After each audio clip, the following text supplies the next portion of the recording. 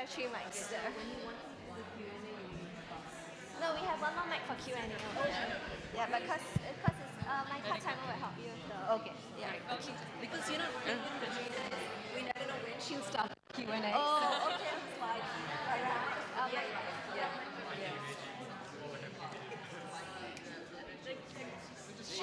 Couldn't wait to get off the bus.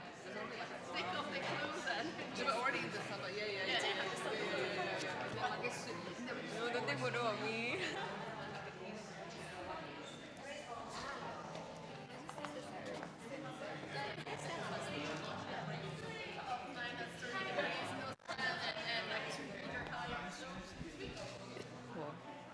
Good evening. May I invite everyone to take their seats as we'll be starting.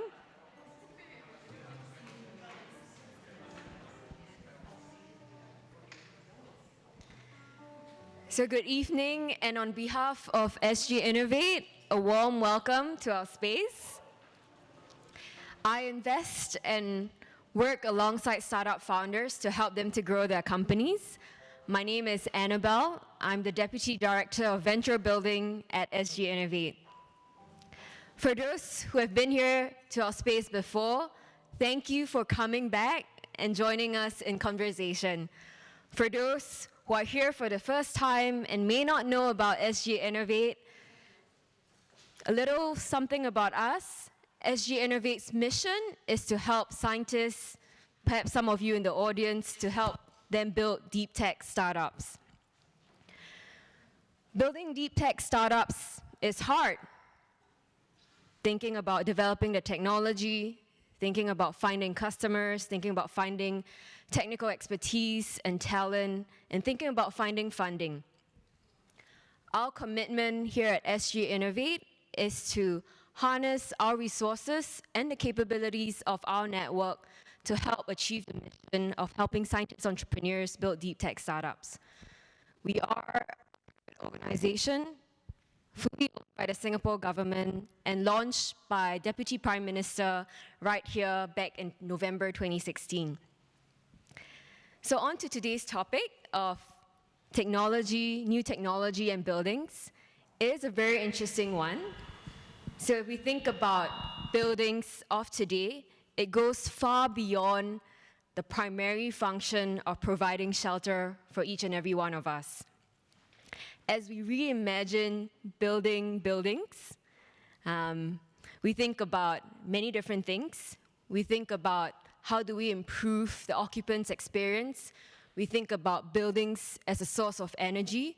We think about how do we actually utilize buildings more efficiently. We think about how do we collect data, and more importantly, act on data to improve outcomes.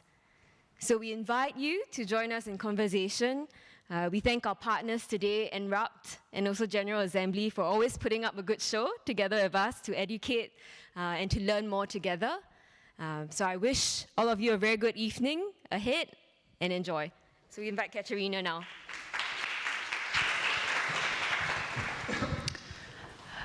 Buildings consume today 40% of the world energy. That's the reason why EnRupt, which is an open innovation company for the energy sector, has put up this topic for this event. And this share is actually growing because if we think of the future trends, by 2050, 70% of the world population will live in urban centers. What it means in practice is that every day there are 200,000 people somewhere in the world that move from rural to urban areas. And these people, they have new demands, they have new types of places, and we need to create for them those places. That's why the topic is called Creating Places in an Interconnected World. And of course, there are new demands in terms of the digital solutions that the buildings will need to provide. So these are the trends, and the intersections of these trends will be the topics of the debate that we will have today. My name is Katarina Uherova-Hazbani. I'm founder of EnRupt. EnRupt creates innovation ecosystems specialized in energy sector.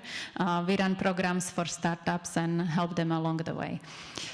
Now, I would like to invite our first speaker. After he gives an introductory presentation, and I will invite the others. First, I will give floor to Sudhil Kumar Yadav. He is leading building performance and sustainability for the ASEAN region in Siemens. And Siemens has done quite an interesting transformation as a company from being really technology manufacturer, I think, to being a provider of solutions on the intersection of infrastructure and digitalization. And I think that's what he will talk about in his presentation on what does it really mean, smart building and building smart infrastructure. The floor is yours. Thank you. Hi, good evening. Oh, thank you. Your presentation? Yep. So today we talk about basic thing, which is like how smart grids and buildings are actually changing us, and why we need that. As Katrina says, like 40% of energy is consumed by buildings, but there are a lot of mega trends which we have to see why we need to connect, and we are here now. There are a few things which is actually evident. Urbanization is happening, demography change is happening, globalization, climate change, and digitalization. Some of the things are evident, and some of the things will be evident soon, within next 1 or 2 years. Climate change is something like God. Some believe, some does not believe. I mean, Trump don't believe in this, but still this is existing. This is some of the facts. So this one, digitalization, is actually recently added. There was a mega trend going on, but digitalization has recently been added, looking at IoT devices and platform coming into, and connecting device would be around 50 billion by 2020. There's a lot of things connecting into the services and platforms. I'll run quickly through. These are all mega trends. Future of industries and buildings. This is back in time when you have one power station, and this is transmitting to the villages or the cities. One power station, how it transmit. Then there was something happening to the system today. Now they have buildings which are actually energy producer and consumer both. But still it is actually, there's a lot of new renewable sources, solar and winds are adding into it. But at the same time, still it is a single source which is actually coming from this generation to the distribution. Building back in days was actually a passive device or passive building. People has to adjust according to the building.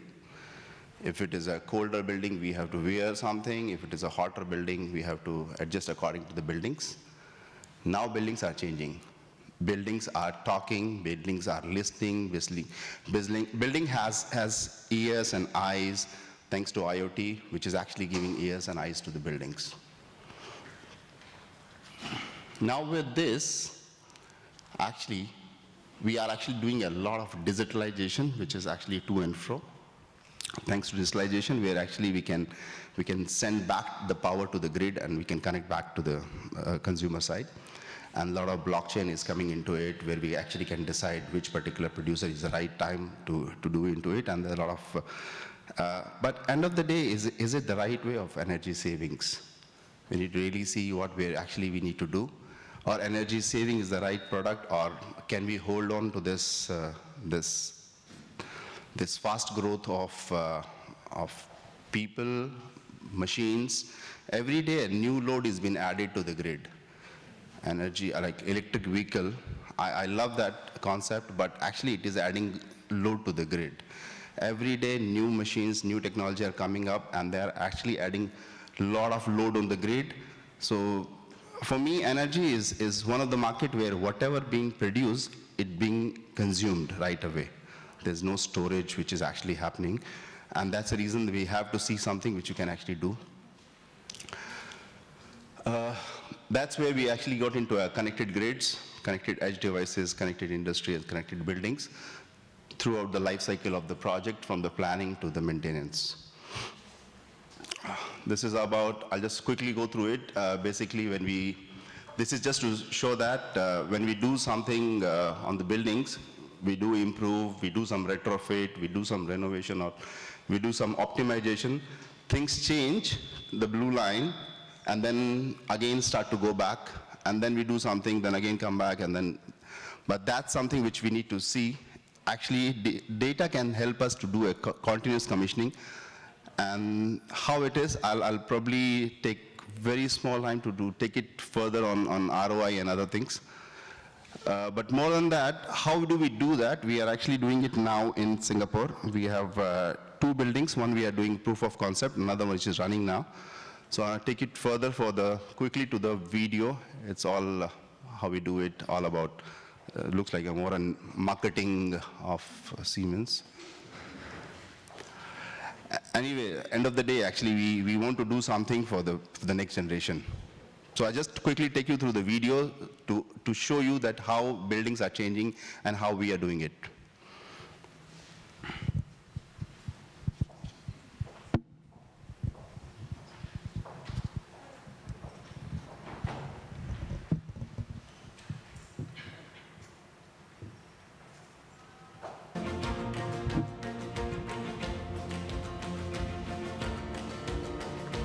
We spend 90% of our lives in buildings.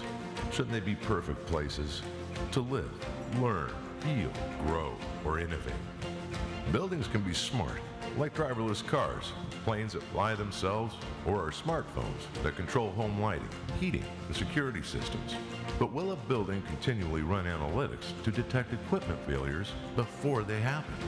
Or anticipate security needs based on trends and predictive movements of its occupants? Or create smart spaces where shades adjust when the sun is shining directly in the windows? Today, buildings produce thousands upon thousands of data points each day, which literally creates a pool full of data. But in fact, the most important and useful data would fill only a cup. Just have to know which cup is most important. Tomorrow's buildings will be autonomous. They will always be learning, always be awake 24/7. Days, nights, holidays, and weekends. They will continuously adjust based on the current environment and requirements. And autonomous buildings will let your occupants focus on what they are passionate about. Just watch what your building might uncover using deep machine learning and artificial intelligence. Interesting. The power this fan is using seems a little high. We may be using electricity we don't need. Confirmed. The power consumption has been increasing steadily recently. Checking the environment. The supply temperature and static pressure are within acceptable range of set point. Fan output is at 76%. All appears to be normal, but the fan output is definitely higher than usual. Checking service records. 10 months ago, the fan belt was tightened. Here is the part number and life expectancy. I see it was last replaced 5.5 years ago and have identified the runtime of the air handler. Based on this intelligence, the belt has exceeded the normal runtime and is probably slipping. This is serious. The fan is in one of our most critical building spaces, and any downtime will cost us much more than the price of the belt. There is not a belt in our inventory. Ordering replacement, and I have notified our facility engineering department with all the necessary intelligence. As you can see, autonomous buildings learn, and the more they learn, the more autonomous they become, changing from strictly a cost to an asset. This will allow building owners and their staff to spend less time and resources running buildings and more time on what's important, the occupants.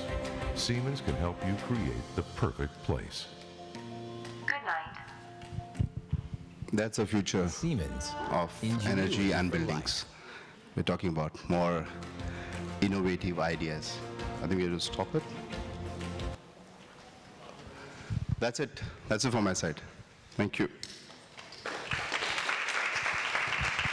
Thank you. You can have a seat. But this actually, you don't know it, but this is one of the most diverse panels that I've ever had. by the different type of professions that people are here from. So Sunil, thank you very much. That was quite interesting and gave a good basis for our discussion. We have here with us Anoma Baste, and Anoma, she's an APAC lead for international client solutions for Space Metrics. And Space Metrics creates, and I love this sentence, unique and immersive workplaces that inspire people and impact business. You will explain to us what that does mean. Please have a seat. Thank you. Good to have you. The next speaker is Joelle Chen, and Joelle, she is a director for global partnerships and marketing with MAN and Hummel. And again, she is here to speak specifically, I think, about one specific solution which delivers air solutions for buildings using IoT, correct? It's good to have you. Please have a seat. And finally, we have Malika Gadepali, and she's a strategy director with Property Guru. And everyone knows Property Guru, but I checked the vision statement, and again, super interesting, okay? So Property Guru creates room for great questions and smart ideas that empower people to make property decisions more confidently. I love it. So thank you all. It's great to have you. And yes, thank you. And I wanted to start with a few questions to the audience to make it a bit dynamic. So first, I would like to ask your backgrounds, just so that we know who we talk to. Now you know us, but we don't know you. So maybe you can just do a quick show of hands for me.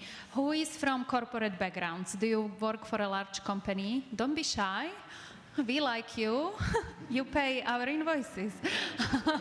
Okay, so we have maybe, what, 10, 15 people? Yeah, there are many on the panel. Okay, 15 people. Who has a startup or works for a startup? Okay, again, the same number, roughly, okay. What about technology providers? 1, 2, 3, timid. Any consultants? 1. Not many, 2. Okay, few. Anyone else? Any other interesting backgrounds that I haven't mentioned? No, you are shy. Okay, that's okay. Okay, I have an easier question that everyone will be able to understand. So we will be talking a lot about workplaces and innovation in workplaces. So one of the things I would like to know is, in your workplace, or in the former workplace you have been to, or your current workplace, are you currently adopting innovations, or are you using solutions that help you, and that's the first question, that help you save electricity and water? Yes, no. Can you raise your hand if it's a yes? Okay, not that many. And are you using any solutions that enhance health and wellness, that in any way contribute to the comfort of the building? There are few, not many actually. Okay, so we have a lot to talk about. So this gives our panelists, fantastic, this gives our panelists a bit of food for thought. So first, what I would like them to do, and Sunil, I think you've already done your share of explaining to us what Siemens does and how you connect technology with buildings, but that's what I would like to ask each of the panelists to do. Just tell us a bit about your work and how are you connected to the topic of new technology and buildings. Please. Good evening, everyone, and thank you for joining us today. Katerina, pleasure. So my role in Space Matrix is to manage key clients and key accounts. I'm an architect and a lead accredited professional. I started off in working for an infrastructure company, moved on to working for urban design NGOs, eventually got into Space Matrix, which is a workplace design and build firm, and transitioned, and I've been there for close to now 12 years. So Space Matrix, as you said, its mission and vision is to create workplaces, and not only workplaces, but experiences which inspire people and impact business. And they happen to be in workplaces. If you look at buildings today, we've done a lot of LEED accredited buildings and green buildings, close to 36 buildings which are accredited, close to, as far as I remember, 12 are platinum rated. We use a lot of your products as well to achieve that rating. Take it as marketing. Remark is noted and appreciated. But the mission at the end of the day is how do we take sunlight and create that, and convert that into energy, take waste and convert that into power, take daylight and convert that into desk light, take wind or air and convert that into ventilation. So that is what our mission is, and how it translates into the workplace is what we're going to focus on. Yes. Thank you. It's amazing. How am I going to up that? Hi, I'm Joelle. I'm from Man and Hummel, or if you pronounce it the German way, Man and Hummel. We're a traditional filtration company. I look after partnerships on the IoT side, so IoT-enabled clean air solutions. So how many of you know what the air quality is like here today? Here? I have no idea. If I brought one of my monitors, I'll probably be able to tell you. But nice addition to that. PM10 going high. But how many of you know what's the air quality outside? Well, we all don't know either. But do you know that 90% of global population live in places where air is not fit for health? Right, the PM 2.5 levels outside in Singapore is more than double what WHO standard stipulates. So in fact, we really have a global crisis here in terms of air pollution outside. And a lot of that actually comes indoors, and obviously it affects our health. And that's a big part of my work, is raising awareness about what indoor air quality has an impact, how indoor air quality has an impact on your health. Because we are talking about long-term exposures, and health is a very multifactorial thing. They will say, oh, it's because you watched too much Netflix last night, therefore, you're not performing well, or you ate too much over lunch, and therefore you're in food coma. But in fact, sometimes it might be the CO2 levels are a bit too high in the space. But without data, we can't do that. We can't tell the FM and say, hey, let's have a conversation around the air quality we have in this space. So basically, that's what we try to do, make invisible air visible. So interesting. So I have to say that it's just great to be on this panel first, and thanks for the opportunity, and thanks, Katerina. Property Guru is two things. First of all, demand. So because all of you, I don't know how many of you have, but most of you who've rented and bought a property in Singapore have probably used the platform. So we have a lot of demand data. So when demand changes, when you guys start looking in a different neighborhood for a different price point, we get that information. And so we know what's changing, what kinds of buildings are in demand, what kinds of buildings are going out of demand. That's the one sort of thing. And a lot of these global trends, such as, dispersion from the center. I don't know if you guys have noticed this. So these are the things that we see quite clearly.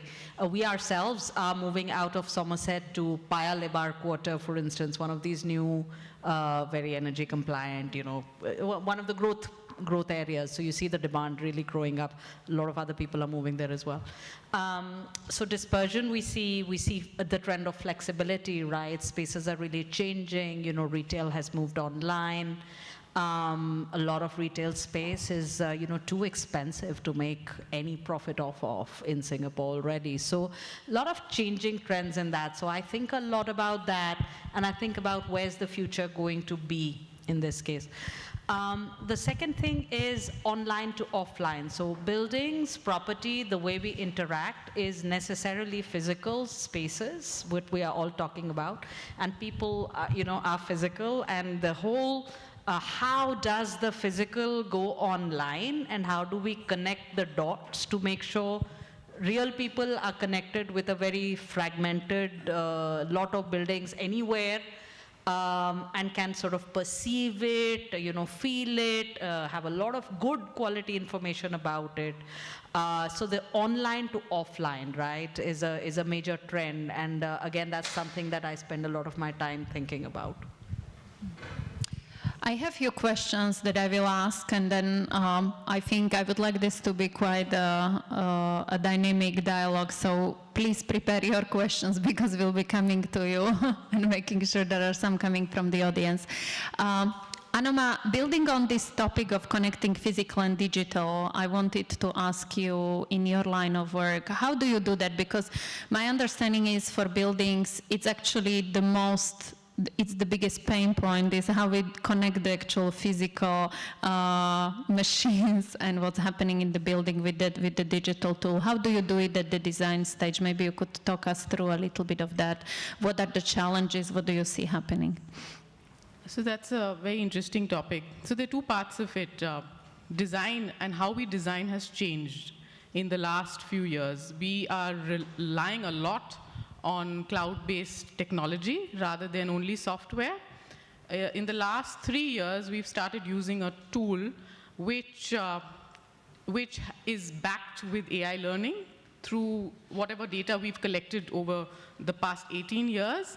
And we've created a tool which helps us from planning, space budgets, to directly plans and then designing in 3D rather than designing in 2D.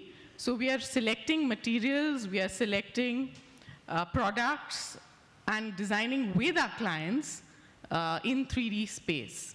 When it comes to data, the data that we are gathering now is based on IoT platforms that we install within the workplaces, but that usually comes as a study prior to designing. So if a client says, I'm moving out of this space, I need, say, 10,000 square feet, how does he justify that data and get CapEx approval from finance or the CEO, etc.? So then we come in and start studying occupancy, the human occupancy heat mapping of where is the flow of people, which spaces are occupied, utilized, underutilized. Do you really need that much space? Could you work with concepts such as agile working? A lot of co-work type workplaces use sharing of spaces. If you're not in the office, someone else can use your workplace. So you just can't design based on whim. We need data and statistics. So that's where the data and the statistics that we get from sensor-based technology integrates with our design, which is done on cloud-based tech now. That's very interesting. Joel, building on that, I think you are more on the health side of things, right? So Anoma was talking about designing a building and then gathering data, but you are more on add on to that. How do we connect that to the actual well-being of the persons? Yeah. So I think health and well-being is increasingly become very important, especially for tenants, occupiers, and it's part of a green building rating system. If you kind of think about it, it's a big part of it, but increasingly we've seen companies, especially large occupiers, looking at just health and well-being metrics, beyond whether you have access to a gym or a salad bar. They're looking at air quality, especially air quality, and they're also looking at water quality and things like that. So basically what we do is actually a very simple use case. I mean, IoT technology has been around for quite a number of years. I mean, we've gone through the hype, but now it's really deployed in fairly simple problem statements, right? I mean, we are ultimately a filter company, and we just is converting dumb filters to intelligent filtration. And what we do is we've got a kind of multi-sensor device that goes into the AHU room. That's the air handling unit in a commercial office. It looks at if you put it near where the where you get fresh air, you have basically have a proxy for what the outdoor air quality is, and you have another air quality monitor that monitors what is the air quality after filtration. So it gives some assurance, at least to the landlord and also for the tenants, that they are being provided better air, right? And all these can be made available through visualization, through data, and actually through that, we are able to catalyze new business models and looking at more outcome-based business models. For instance, like filtration as a service, right? Rather than looking at filters as planned maintenance, you can basically say, oh, okay, actually the air quality is pretty good. We don't need to change our filters that soon. And you can delay that change a little bit more. So that's kind of filtration as a service, but you can also look at what is the outcome that you want. So looking at healthy air as a service, for instance, there's a metric for carbon dioxide. It's, I think in Singapore, the legal limits are something like, or best practice is something like 1,000 ppm. But for healthy standards, it should be something like 600 to 800. Because what that means, if you're in a room that doesn't have enough oxygen and too much CO2 buildup, you basically go into a mind fog. And anything above 1,005, you actually stop functioning properly. So, that actually gives you a proper metric to start engaging, facility managers on when they turn on fresh air supply. And then that impacts, obviously, at drastic levels, impacts health, but at a more kind of subdued level, if it's above 1,000, it impacts your productivity, right? So sometimes if you're, after lunch, they actually try to bring in more fresh air to raise the kind of oxygen level in the room. So you mentioned, I can just continue what Property Guru's contribution or whatever is, Katerina. So for us, I mean, one of our biggest in the ecosystem that we play in, one of the biggest roles is played by developers, right? And obviously the developers are in charge of a lot of these decisions. Because a lot of corporates don't necessarily own the whole building, right? So if you want this to be really great quality, then it's got to be set up at the beginning by the developer. And so question is, what is their incentive? And really the answer is not a lot, right? It's not a lot. So it's up to players like us, I think, to educate them, influence them, and how do we do that? It's because of consumer demand, right? It's the consumers. I mean, this is the gravitational force of the internet, is the democratization of all of this stuff, and the consumer demand really indicating very clearly. So you guys vote with your demand as to what is better. And so for Property Guru, then the key action for us, the key enabler for us to drive trust in the ecosystem and to raise the quality of the ecosystem is to make that information clear and transparent, right?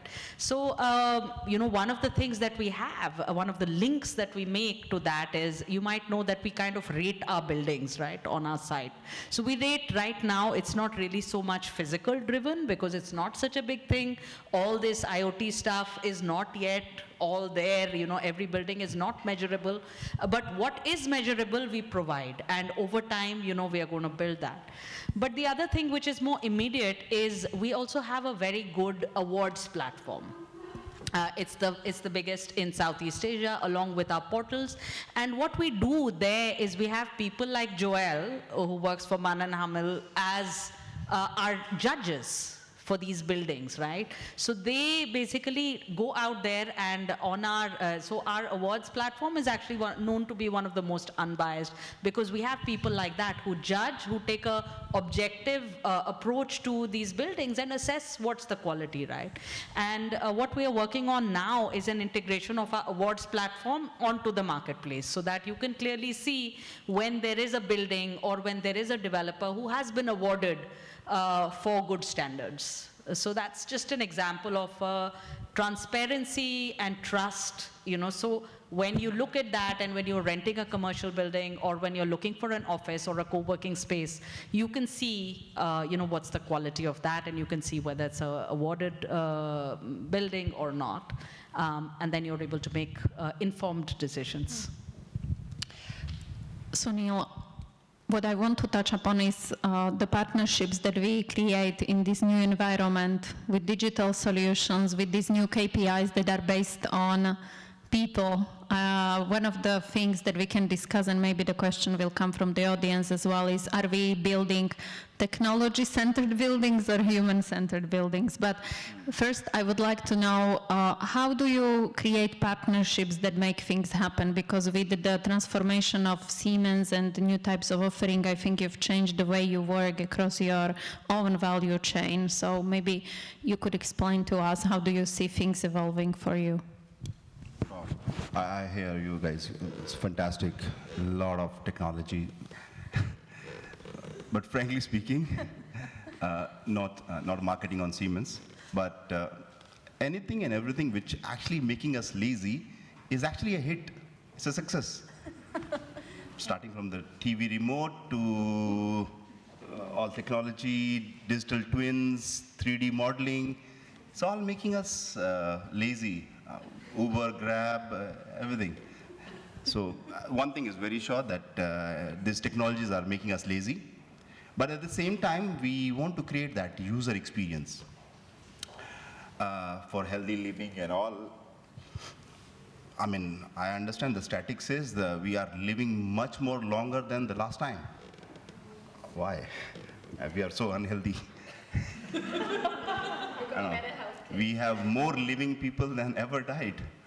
I mean, we have no world wars, nothing, so we are peacefully living much longer. We have medical facilities which are actually taking us more further. So we need to understand that what we're actually trying to create. We have invested a lot last 2 years. We have actually acquired a lot of companies which are actually consumer experience specific, which actually create consumer experience. So Comfy is one of them, whereas you can actually adjust the whole building according to you. Forget about adjusting yourself towards it. So I believe the technology is helping you to have the experience rather than you adjust according to the things like last time you have a desktop computers, you have to go there to work, now your mobile phone. Things is coming to you rather than you going to it. My father used to say, like, if you're thirsty, you have to go to water. Now the water is coming to you. That's technology, I believe. So to answer your question, Katarina, regarding partnerships, there is a term called open innovation. Open innovation is where you co-create with partners. So we've realized that though we have 450 people within the organization and they're all capable, innovation within an organization is limited. So you need to partner. And we've been partnering with industry leaders where we come and try and understand what the customer's problems are. And we don't see them as problems, really. They're more opportunities that we can together solve. So that's how we come up with solutions together and find our partners. Certain areas that we recently had a client in India, in fact, who came up and said that I want to create a cutting-edge experience, an IoT experience for my visitors, for my employees, etc. So we did reach out to our technology partners, and we've created a Space Matrix IoT platform which addresses very similar things that we've spoken in the slide presentation, where we address the visitor experience. When a visitor comes, a lot of us have seen it in Singapore. You get your photograph taken, your email address gets sent to the person that you want to meet, and then they come and receive you at the reception and take you in. Certain companies have robots that come and take you to the meeting room. Then when you look at employee experience, you can come in and decide where you want to work for the day. And look at the seating plan. If you are using agile working, come and look at and select your seating, order a coffee, the coffee gets sent to your place. So the cafe gets a ping, and that's another way that, it's all through partnerships that we've come up with this. The third is... and who defines the requirements?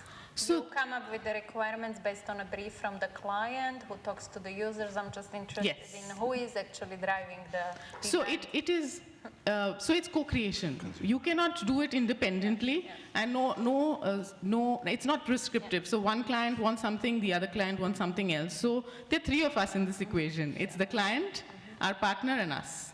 And then we'll work out the whole experience, AV, IT integration, space utilization, the works, and naturally BMS data. So pretty much like what you're saying, most of the new spaces that we are fitting out, there would be a panel out there telling the employees how many people on that floor, are the meeting rooms occupied or not, what is the carbon dioxide level, and you need to get out of this space or open the windows or do something about it if your systems are not adequately operational. Let's talk about partnerships. So globally, Man and Humo, we have well, our CTO office sits in Silicon Valley. That's where our corporate venture arm sits as well. What we do, there's quite a formal partnerships process with startups. So we go through the plug and play center and basically put out challenge statements. So over the last 1-2 years, we've done 11 pilots and 3 investments in startups through that program. But also because of, I mean, over there is just a hotbed of activity in startups. There's always opportunity to kind of identify new startups that are adjacent to our core product, which is obviously filters, but also, you know, if there's startups that's in the service business or startups that's looking at different types of even filtration methods, or startups looking at new kinds of pollutants that they're trying to identify, then we kind of integrate them into our ecosystem. And also some startups or social enterprise actually that looks at different ways of measuring and benchmarking. So we work with a social enterprise based in China that looks at clean air standards and healthy air standards, and they kind of aggregate data from, or rather benchmarks from WHO, ASHRAE, basically all the standards, and they certify monitors and digital platforms and things like that. So that's kind of happening at the global level. At the regional level, it's kind of bringing that same concept down. It's more done, it's done in a more fluid fashion. We know who are the startups and who are the kind of organizations that we partner, but because our presence here is not as big, and also because the awareness for what we're trying to advocate for is still fairly low. You know, we're still talking about, well, air pollution and things like that, and generally awareness in Asia is still fairly low. I think in the Pacific it's a little bit better, but you know, Australia, New Zealand, the air quality is actually much better than in other parts of Asia. So it's really about market development. So we partner with other organizations, not just startups and corporates, but also NGOs. So we partner with Earth Day Network through the standards, the social enterprise standards body, to look at advocacy at a slightly different level. Yeah. Malika, you have that interesting example of payments that you mentioned to me. Maybe you could talk about, I mean, not everyone, at least I didn't know that that's a new type of partnership that you're developing. Yeah. So I was going to make similar points to what you guys said, which is that Property Guru definitely innovation. So partnerships is one element of innovation, one way to innovate, and innovation is driven purely by the customer, at the pull of the customer. But you have to recognize in innovation that the customer doesn't necessarily know the next level of technology-enabled stuff.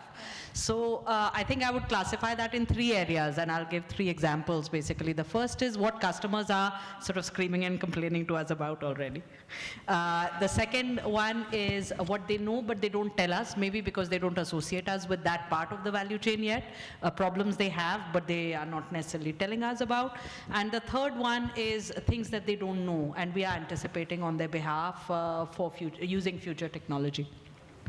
So the first one is problems that we know about. So many of you who might have searched complain about basically better pictures, right? It's a very, very prosaic problem, but it's a real problem, right? And so, you know, many times you go to a listing and you only see, you know, I've heard this from a friend of mine recently, 2 bathrooms and at the front of the condo. Right? Like, that's not going to give you very much. Well, everyone has different priorities. So one way that we're innovating is very simple but very real to us and to our consumers who use this every day. It's basically to find ways to use technology to make this, to solve this problem. So now we have technology which we call Amy. All that good technology is always girls' names. But Amy basically is our artificial intelligence sort of engine. Which tells you that, okay, a listing has all the components of it, like it has bedrooms, and it has kitchens, and it has bathrooms, and it kind of reads all the images, and it does image recognition. And essentially, now we're moving into a process where we're going to not allow agents to put up listings which don't kind of qualify or meet that criteria. Of course, you know, as a first step, we can't make it extremely stringent, but this is a journey, and we've been using the technology already for over a year to educate the agents, because it's not easy to manage that part of the equation, because they want to do whatever they want to do, and in many cases, if they have a listing and they don't have all the pictures, they want to put it up anyway. So that's a stated problem, right? The second problem is things that we know there's a problem. So in our intention, we want to make confident property decisions. We realize that one major aspect is finance, right? This is one thing we don't play in. But it's a real big issue at all steps of the journey. So we're actually partnering with fintech providers, with banks, with brokers, to see what we can offer in this space that makes it really easy to know what is affordable for you, to have strategies around it, and to basically be very confident, not just about the purchase, but also before you get the purchase, the mortgage, so that you're really enabled to do the transaction. The third element is what we are foreseeing and looking into the future, right? And a lot of this technology we're also building. So we've experimented with virtual reality. It's kind of gone a little bit out of fashion now. But the other thing, which is, I think, very cool, which we've launched most recently, is something called Property Guru Lens. So Lens basically allows you to do this offline to online thing, which is, I go to see a building, I'm walking down the street, or I'm crossing a building in a bus which I like, but I have no idea what the building is. So you can put up your mobile to the building, and you can see what is available at what price. So this is basically linking your life through the device in your hand to the physical world, which is completely offline, right? So this is a really innovative product. It's first of its kind in Southeast Asia, and something we're very proud of. So this is a way we are kind of anticipating the needs of the future, where you're just, you know, in Sentosa, as I was recently, and you're looking at, oh, that's a really cool building, you know, I wonder how much that would cost. And so I pulled up, you know, Property Guru Lens, and I actually showed my friend, because you're not searching for that, right? You're looking at the building. You don't know what it's called. So it's hard to search for it. So, are there any questions from the audience at this stage? Should I continue with those that I prepared? Rather, we should ask questions. Okay, go ahead. Yes, there is a question, so let's start with that. Yeah. Sure, if you have questions. Hi, thank you. We are property owner.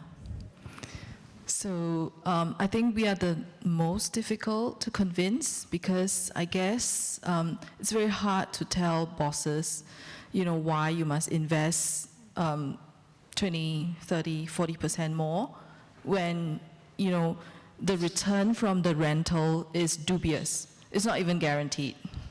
It could be the same. You know, so it's very hard to tell bosses that, hey, if you invest like 40% more, you make this building smart, saves energy, blah, blah, blah, whatever. They will come and tell you and say that, look, it's none of my business. Why should I help my tenant save energy? Unless it means more rental, higher rental for them. So how do you reconcile that?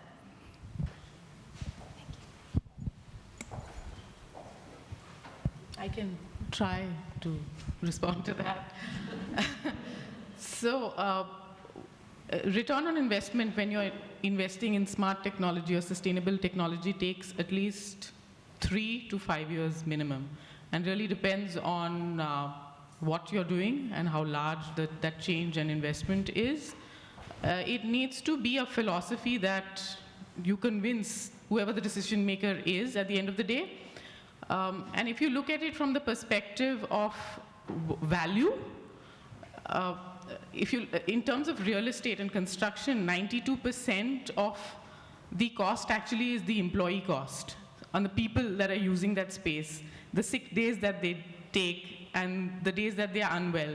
So construction cost is actually just a sliver, and maybe 20%. The rest of it is the people cost. So if your people are unhappy, unwell, falling sick, they don't have enough lux level to do their work in, they don't have fresh air, then that's going to be a problem, and at the end of the day, it will impact the business. So businesses that invest in employee experience actually are much, much more profitable in the end. And there are a lot of statistics and data available out there, which you can actually share with whoever the person is and build up a business case to convince them. I think another perspective to take is, I mean, you're, assume a landlord, and then you're trying to convince, your boss to do something that is better for the tenants. I think, again, well, Property Guru's got to tell me the stats, how tight the rental market is for commercial buildings. But if the rental market is tight and people are actually fighting for good tenants, actually, I think landlords should be upping their game, right? I mean, there's no shortage of good space in the center of town, but whether there are good spaces outside the CBD area, not sure. Not a lot of grade A buildings, but actually there's quite a lot of competition in terms of who's renting in what buildings, right? So landlords are also looking at technology, not just to save money. Obviously, there's that resource efficiency and savings aspect of it, which may or may not translate to tenant savings. One that actually gives them opportunity to craft different procurement methods, different contracts with the suppliers they have right now, so that they can pass on some of the savings, direct cost benefits to their tenants, and give them that shared incentive to do something about it, and perhaps tie them into a longer-term relationship. That's one. But actually, there's also another part of IoT and data, right? It allows you to engage your employees, engage your tenants in a more meaningful way, because there are some needs that are not articulated, right? There are lots of needs that are not articulated. I mean, tenants actually don't bother whether a building is too hot, too cold. They assume that facility management has got it taken care of. If they think it's too cold, they just put on another sweater.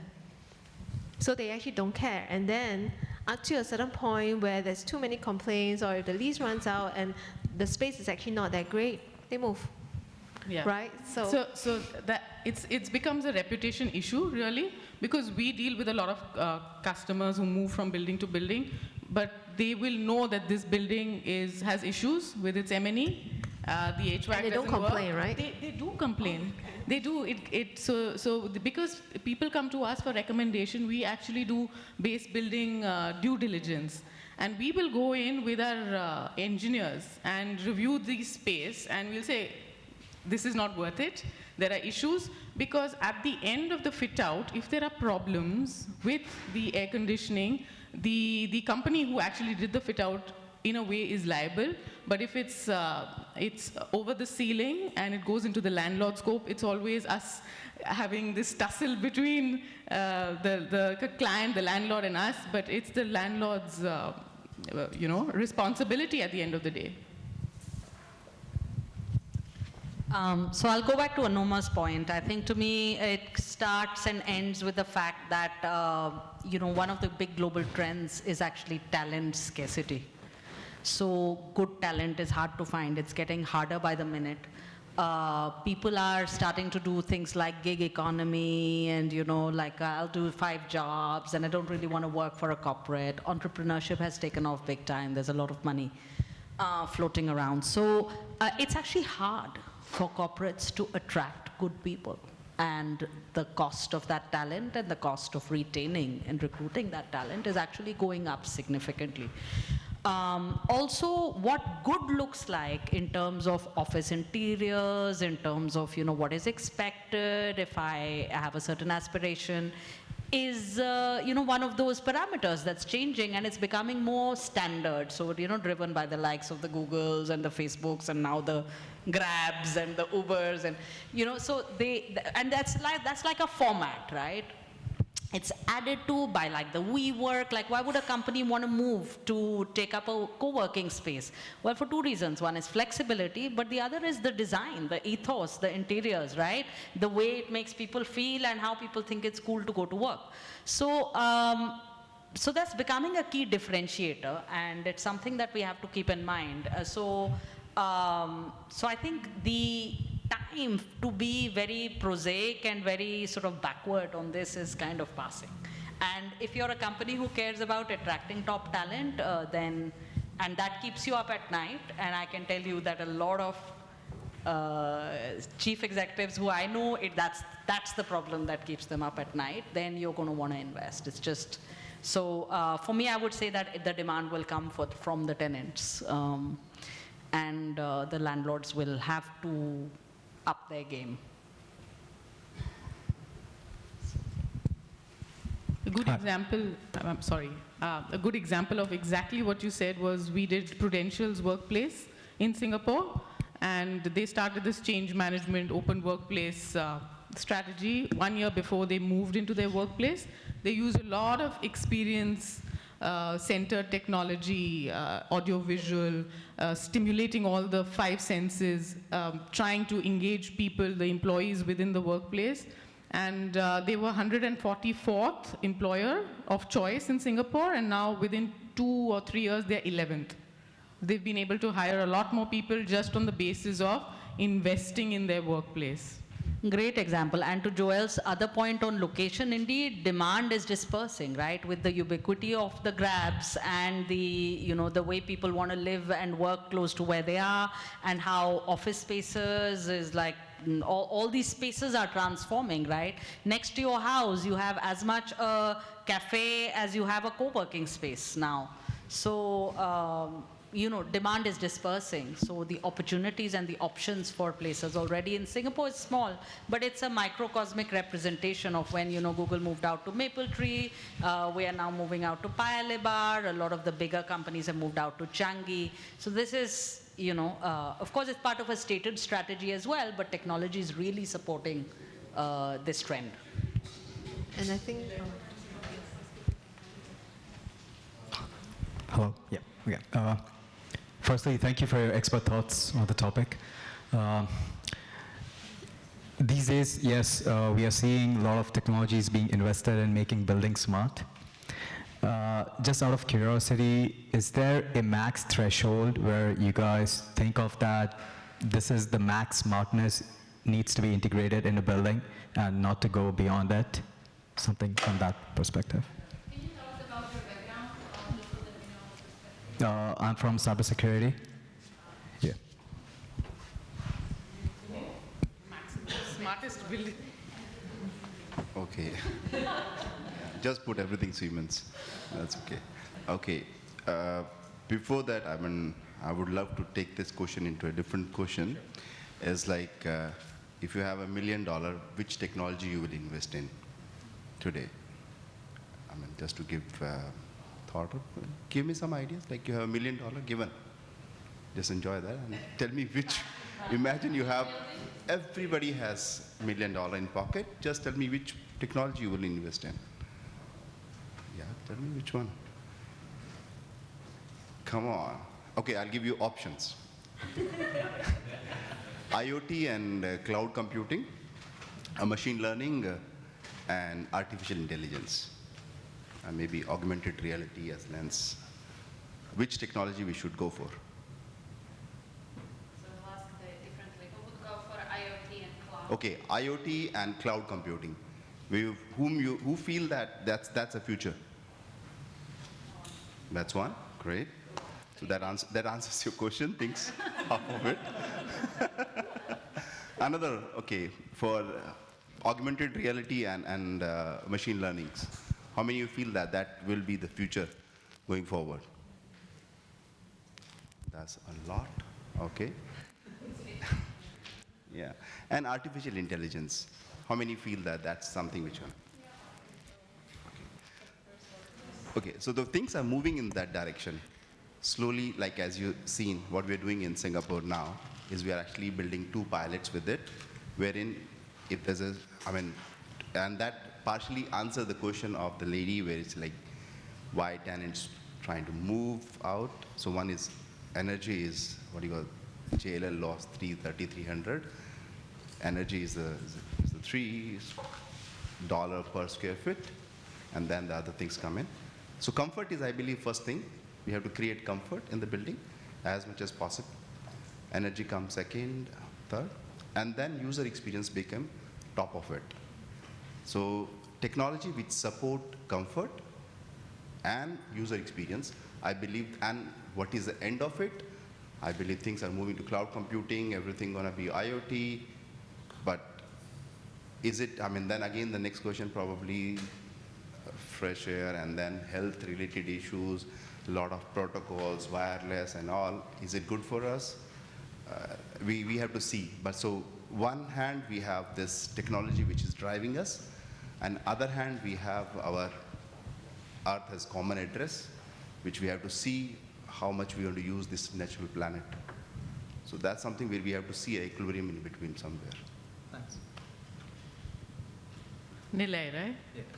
So a different perspective that Singapore is already ahead of the curve when it comes to using technology as compared to, say, Philippines or India.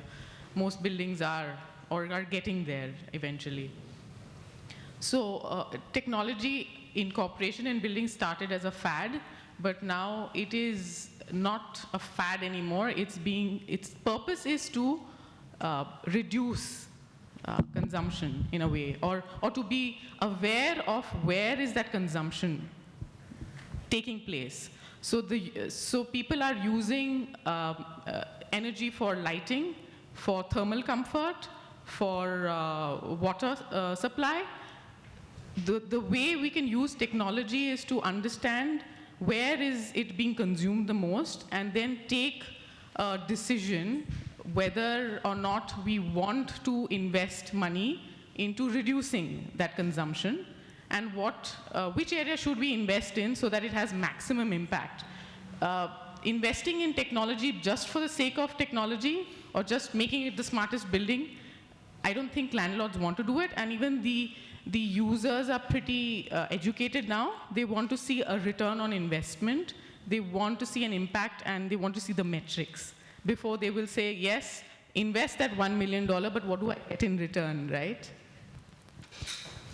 I think another perspective is, unless all the jobs to be done are done in a building, there will always be need for technology to solve something. And actually, sometimes technology creates new problems for it to solve, right?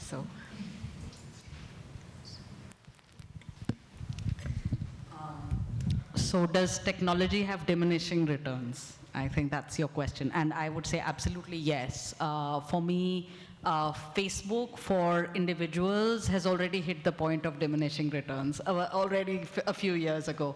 That's not that people are stopping using it, despite the fact that it is well proven that it makes people more unhappy, and people only put fake stuff on there, and some people are putting all the information up there rather than engaging with the person sitting right next to them. This is driving global trends like loneliness, right? So has it hit the point of diminishing returns? Absolutely, for individuals. On the other hand, the same thing is being used exceptionally well for businesses. For small businesses as a platform, I mean, Facebook is incredible. So as always, the answer to your question is probably it lies in the hands of the user. Technology use can hit diminishing returns fairly rapidly, but you have to be very strategic about how you use it. And you have to be conscious about whether you're solving a real consumer problem. So this is why, if you're an investor, to your question earlier about where would you put your money, even the highest sort of level of investors, they will always start with this question: what consumer need are you solving? And the answer could be as vague as loneliness, but it's a real problem, and it's a real problem, and you're solving that. So I think we have to start with that kernel. And then we have to see, to Joel's point, it's when you've solved the problems that people are facing. And I have to say, taking this offline into your real worlds and the perspective of human beings, emotions, motivations, being happy at work, being productive at work, this is what this whole discussion is actually about.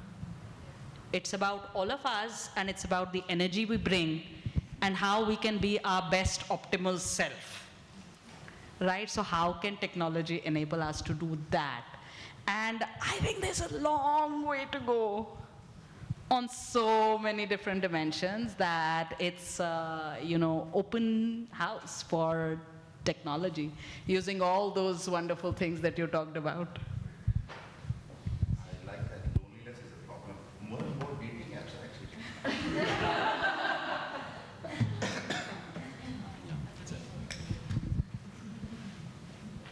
Is there a question? Thank you. So when we're talking about interconnected buildings, right, that's much easier to deploy in new buildings that are coming up. How can we integrate existing buildings, especially in the context of Singapore HDBs that have existed for so long? How do we gather data from that? And what are the challenges on gathering this data? Upgrades and retrofits. So that's my regular day in, day out job. So when I talk about building performance and sustainability, majority of time I work on existing stuff. So I don't go for new build. New build is anyway coming with a new technology. You have smart architects and then they're building the right technology as place. So they're doing good, I believe. Frankly speaking, more and more sustainability norms are coming in, green mark, wellness, and all this. New things are getting in. You rightly asked, there's a lot to do on existing. That's my job actually, that I do. So there's a lot of potential available in existing buildings. Frankly speaking, I have seen as low as we have some metrics, like for example, for air conditioning, we use kilowatt per ton, for lighting, lux level per square foot, and kilowatt hours per GFA areas and all. Existing buildings are consuming a lot. And frankly speaking, in existing stuff where things are operational, people don't want to get disturbed. So that's another question. When you keep disturbing if your aircon keep failing and you have continuous complaints, and then tenants moving and things are getting into a worse situations where people actually try to see, okay, let's change the equipment. And without realizing that the potential problem is somewhere else. So I believe a lot of engineering, a lot of M&E details engineering required, wherein we actually trying to come up with the digital twin. We're trying to bring existing building into a 3D, make it into a digital twin, and then try to solve the problem rather than actually trying to change the equipment. So nowadays, for example, pumps became, last time you have to go and on off the pump, you have to go to the pump. Now it became a mobile phone, you can actually play around with the pump. Increase the frequency, ramp up the speed, up, down. Similar, the whole building actually became the digital twin. Similarly, you can actually bring whole building into a mobile phone, actually can play around and see what impact what before actually you make the changes into the system. So existing buildings, if you are existing building owners, do not just change the equipment just because it's getting old. Most of the time, the problem is somewhere else. There's a much more details required, which more detailing understanding is required. That's what we do. That's my job every day. Just to add another perspective, because I sit on my management council and we're trying to change our security systems and CCTV. I think a big part of it is actually, if you talk about existing infrastructure, is the wiring, the electrical wiring that goes and power all these stuff up. Until there's a time where you can wirelessly charge things, I think there will always be a challenge when we talk about retrofitting. But I think that's also the kind of wonders of technology, right? I mean, obviously, when you're trying to replace things one for one, then it's upgrading that set that's already been powered by existing lines, electrical lines, and just replacing that. But if you are going to be adding on new features, a lot of these IoT technologies, you've got wireless sensors, all these things are wireless now. As long as you've got a router somewhere, you could basically beam up the data. And I think what's nice about a lot of these technologies, even CCTV cameras, the kind of edge analytics you can have at the device itself is amazing. I mean, there's a lot of machine learning, artificial intelligence that's embedded within those devices so that they can perform those analytics where they are in the camera while capturing those, rather than sending it back to a control command center and then doing the analytics from a centralized place. I will challenge you a bit because this is all very nice, new technologies, delivering value for the customer, but who pays? What are the arrangements that you have to pay for this? And Latika, your question really reminded me of this, is that, for example, for building retrofits and upgrades, I'm coming here from Dubai, where I was doing a project in energy efficiency, where shared savings model works very well.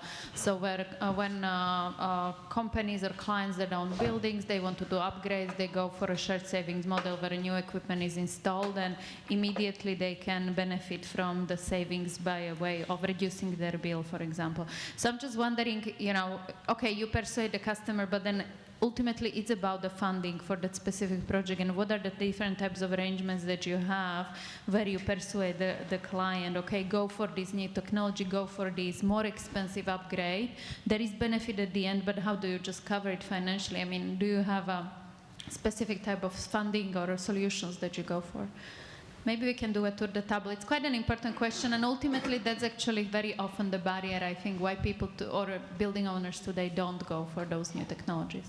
Yeah, I think maybe just from an end user's perspective, we just look at the total cost of ownership, because it's not just the price of that device or the price of that system package. It's also the amount of savings you can derive from, say, wages and all that. So take, for instance, that security solution, if you're looking at an integrated visitor management system, plus CCTV, plus vehicle recognition, plus all that, you can basically say, okay, I don't need two nighttime security guards, right? And if that is managed centrally and the analytics is there and the kind of notification systems are there, you actually can say, okay, maybe in terms of not just a night guard, even a day guards, I don't need that.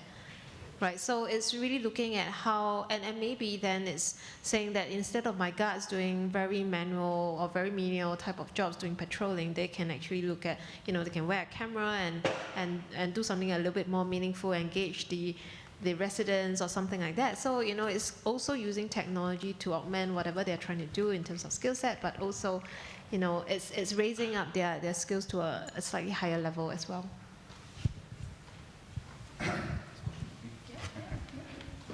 So as we know that existing buildings are much more than the new build, at least in Singapore. So we have a lot more existing than the new build. Then question comes to, even if you actually do something for the existing build and put new technology, who gonna pay for it? The payback period and a few other stuff, and the payment model. So first thing, I believe government is doing a fantastic job. BCA has been set a target by 2030, we have to do 80% of buildings to green buildings, which actually trying to motivate the existing building owners to put permanent MNV, meterings, and few other things, which is actually a step towards the smart meter.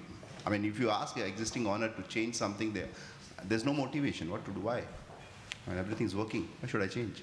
So the one is actually there's a fundamental thirst from the government, which is helping to regulate, which actually helping the existing building owners to take steps towards the smart buildings. So metering, once metering is done, when you have existing data, then you can actually prove that this is your baseline.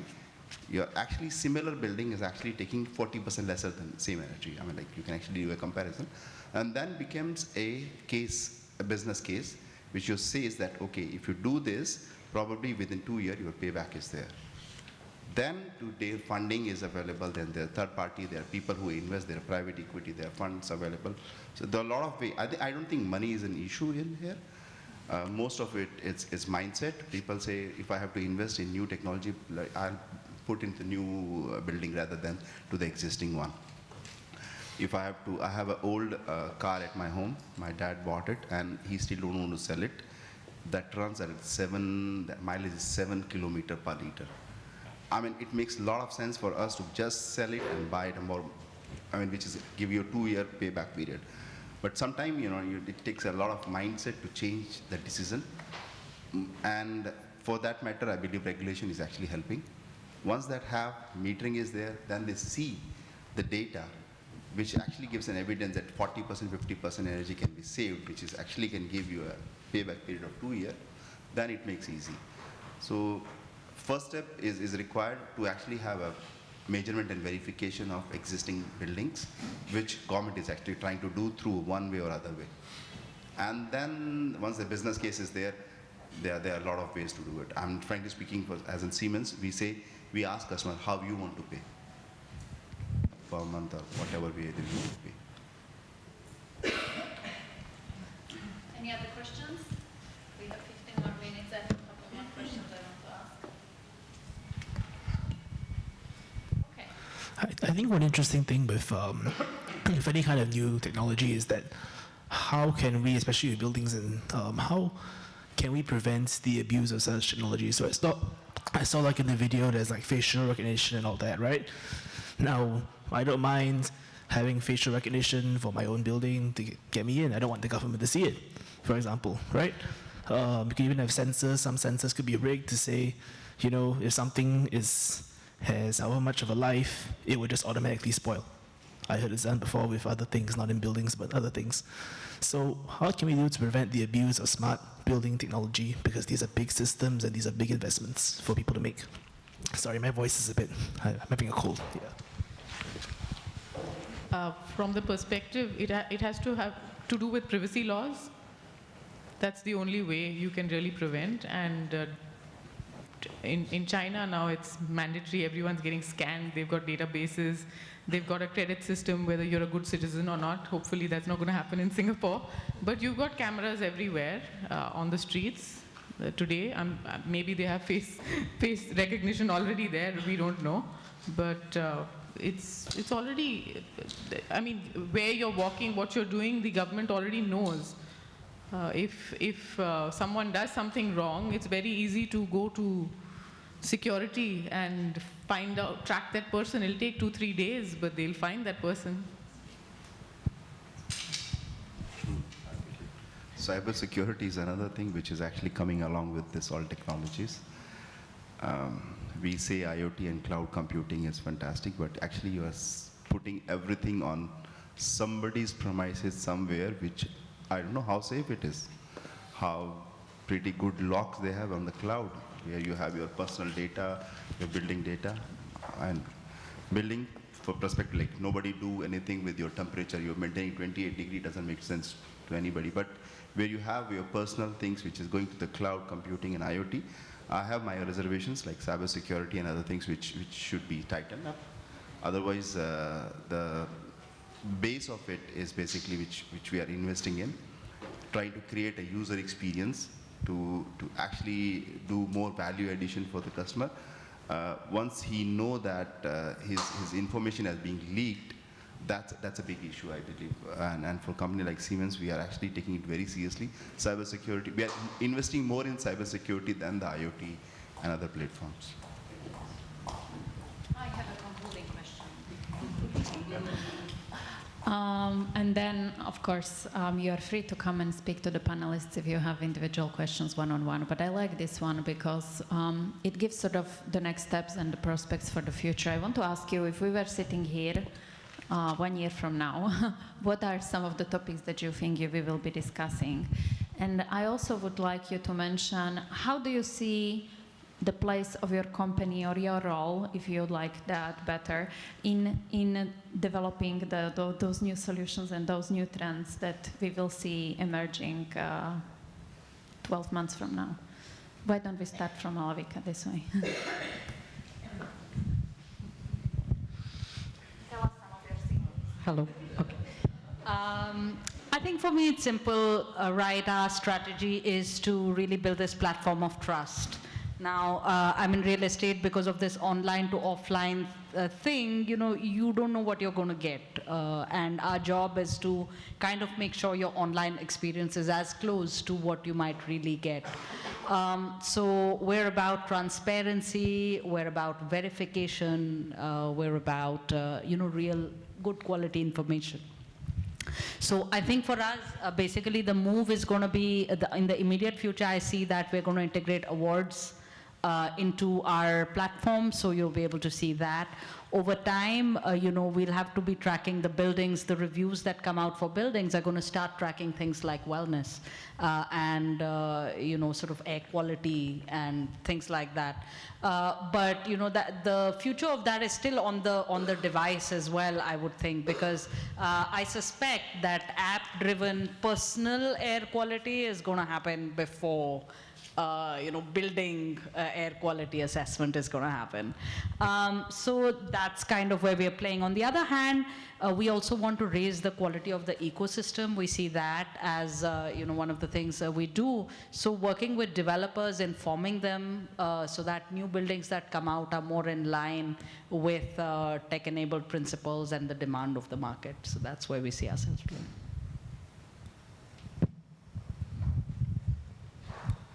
I think one thing I'd like to hear next year, if we do talk about things like that again, is definitely more case studies and more use cases about, well, not use cases, more case studies of actual buildings and of actual spaces, using some of these technologies to either optimize their space, engage their tenants better, or create just a better, healthier, just better workplace or even better home.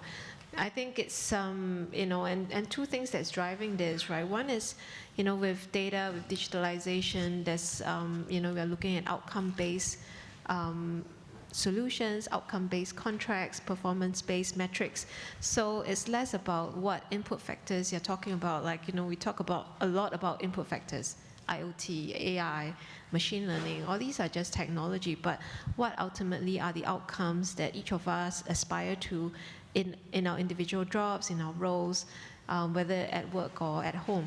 So I think then it's looking at those outcomes that we want to get to and how contracts, business models, technology, smart buildings can catch up to those outcomes. That's one. And I think the second part of it is, following on is business models, right? When we talk about data and digitalization, a big part of it is also about servitization, the outcome as a service. Right. So how do we have more of that in some of these technology deployments? I would like to see more case studies next year about more of servitization, not just everybody going crazy about we're a platform and everybody's a platform and all these platforms come together and we're all an ecosystem. But let's seriously think about deploying these in a sensible and commercially viable way. So usually, taking off from Joel, usually we speak about carbon footprint when we are talking about sustainability and innovation. There's another concept called carbon handprints. What are we doing? How many of us have handprints out there, have made an impact? We come, we listen, we leave. But I would like to see people come back and tell us stories of the personal impact and handprints that they've made out there and discuss that. As an initiative that we are taking in our organization, we are looking as a first to work with one of the financial companies in Singapore and come up with a zero carbon or a carbon neutral space. It's going to be very difficult, but we've taken that on as a challenge. Hopefully we should be able to achieve that by next year, same time. Thank you. Yeah, so we have 6 mega trends we have seen, right? Frankly speaking, no company can achieve all this, cannot handle this all 6, whomsoever it is. We have to collaborate. And that's one thing which I personally take it into my department. So I'm open for all kind of collaboration for startups, for anybody who's actually looking forward for this particular portion of space. We cannot handle it alone. We have to handle it together. So 1 year later, probably I would look forward for more collaborative approach, where we can actually deliver more for the complete. Siemens alone cannot handle climate change. We need everybody to be part of it. And the other demographic challenges and other things, we probably has to work together, see what we can do together. There's a lot of possibilities. We are actually working on it every day. I invite you all, just write to me, to our Siemens Center, see what we are doing for the future. And at the same time, I'm open for a some kind of collaboration. We can work together, where we can actually create value for any of the mega trends we can solve, at least support that. It's not easy, but, and 1 year is actually a very short time to handle this all. But we'll try to do that. Yeah, it's nice to be ambitious. Very interesting. Thank you so much. I want to thank you, our panelists. And we just have few announcements about what's happening next. And one of them is actually quite exciting. There we go. Almost there.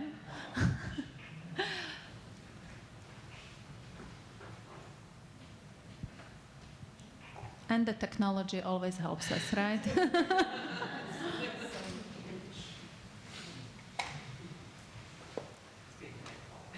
There we go. So some of you know that EnRupt, one of the activities that we are doing, we've been running a startup program that supports one of the big energy companies here in Singapore, and we are just about to open another cohort. A call for proposal will be coming out in the next few weeks. So I just would like to invite you to look out for it.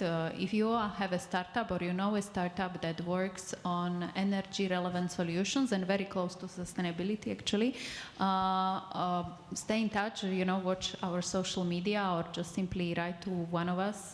Katarina Mega is here. Raise your hand as well. She will be involved. So get the business card and apply. If you have any hesitations, ask us. We will be able to assist you. In addition to this, we have our next event that is happening very soon, in 4 weeks, and we will be discussing the investment side probably. How can we invest and support through investment innovations in sustainable energy? That will be happening on 27th of June, so I invite you to that. Thank you for attending. You are welcome to stay around, ask more questions of our panelists. I think they will be kind enough to do that. Thank you for excellent answers, and thank you for the questions, and I hope to see you in one of the next events.